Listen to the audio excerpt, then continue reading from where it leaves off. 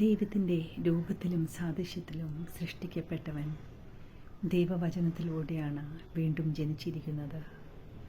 ദൈവത്തിൻ്റെ പ്രിയപ്പെട്ട മക്കളാണ് അവർ. അതിനാൽ തന്നെ വചനമുള്ള ഒരു വ്യക്തിയെക്കുറിച്ച് നമ്മൾ ഒരു അപവാദമോ തെറ്റുകളോ കാണാനിടയാകരുത്. അവരെ നയിക്കുന്നത് പരിശുദ്ധാത്മാവാണ്.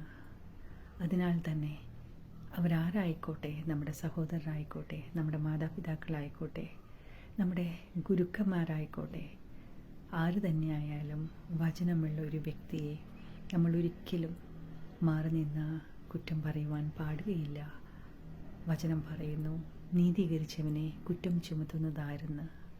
അതിനാൽ പ്രിയരെ, നമ്മുടെ കൂടെയുള്ളവരെ നമ്മൾ ബഹുമാനിക്കാൻ നമ്മൾ അറിഞ്ഞിരിക്കണം.